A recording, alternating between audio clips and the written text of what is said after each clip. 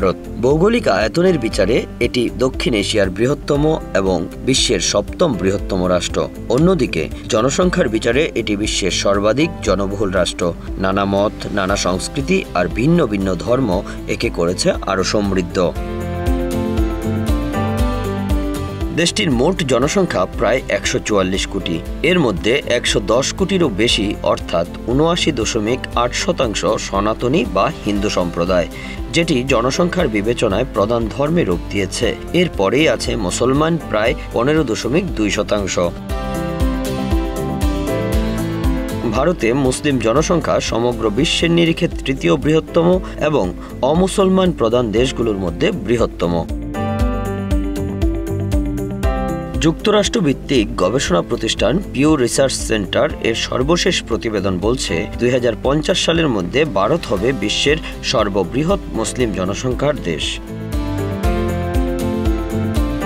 বর্তমানে বিশ্বের সর্ববৃহৎ মুসলিম জনসংখ্যার দেশ হল ইন্দোনেশিয়া। দেশটিতে ২৩ কোটি থেকে ২৪ কোটি মুসলমানের বসবাস, যা দেশটির মোট জনসংখ্যার প্রায় ৮৬.৮৮%। পিউ রিসার্চ সেন্টারের পূর্বাভাস অনুযায়ী ২০৫০ সালের মধ্যে ভারত ইন্দোনেশিয়াকেও ছাড়িয়ে যাবে এবং বিশ্বের সবচেয়ে বড় মুসলিম জনগোষ্ঠীর দেশ হয়ে উঠবে। ভারতের মুসলিম সংখ্যা তখন হবে ৩০ কোটির বেশি। ২০১০ সালে ভারতের মোট জনসংখ্যার ১৪.৩% ছিল মুসলমান। ২০২০ সালে সেই সংখ্যা দাঁড়ায় ১৫.২%। এই সময়ের মধ্যে ভারতীয় মুসলমানদের সংখ্যা বেড়েছে প্রায় ৩,৫৬,০০,০০০। এই প্রবৃদ্ধির পেছনে সবচেয়ে বড় কারণ উচ্চ প্রজনন হার। মুসলমান পরিবারে সন্তান সংখ্যা তুলনামূলকভাবে বেশি হওয়ায় জনসংখ্যা বৃদ্ধির গতি অন্য সম্প্রদায়ের চেয়ে বেশি।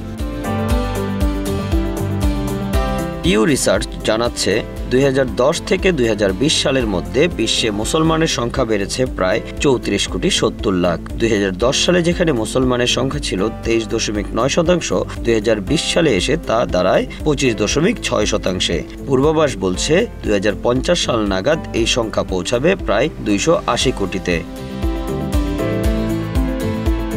এই প্রবণতা সবচেয়ে বেশি লক্ষ্য করা যাচ্ছে এশিয়া এবং প্রশান্ত মহাসাগরীয় অঞ্চলে। শুধু ভারত নয়, পাকিস্তান, বাংলাদেশ, ইন্দোনেশিয়া, মালয়েশিয়া, এমনকি চীনের কিছু অংশেও বাড়ছে মুসলিম জনসংখ্যা।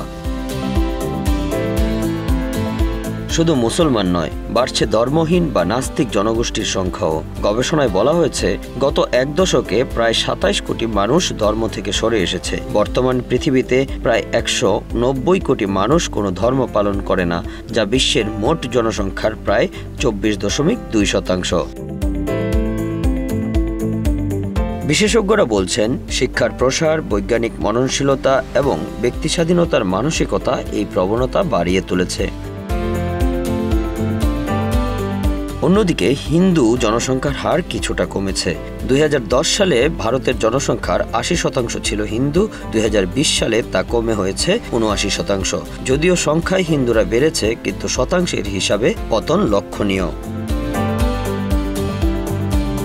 খ্রিস্টানদের ক্ষেত্রেও অনুরূপ চিত্র। ২০১০ সালে বিশ্বে খ্রিস্টানের সংখ্যা ছিল ৩০.৬%, যা ২০২০ সালে কমে দাঁড়িয়েছে ২৮.৮%। ইউরোপ ও আমেরিকায় খ্রিস্ট ধর্ম থেকে সরে যাওয়া মানুষের সংখ্যা ক্রমাগত বাড়ছে।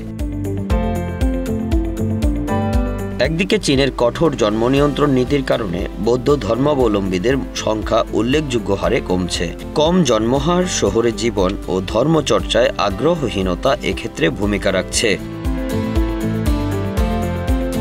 বিশ্লেষকরা বলছেন এই ধর্মভিত্তিক জনসংখ্যার পরিবর্তন শুধুই সংখ্যার খেলা নয়, এর প্রভাব পড়বে বিশ্ব রাজনীতিতে, অর্থনৈতিক সিদ্ধান্তে, এমনকি প্রতিটি দেশের অভ্যন্তরীণ নীতিতেও। নির্বাচনী রাজনীতি, শিক্ষানীতি, অভিবাসন নীতি, এমনকি আন্তর্জাতিক সম্পর্কেও ধর্মভিত্তিক জনসংখ্যা কাঠামো গুরুত্বপূর্ণ হয়ে উঠবে। Bangla affairs news desk.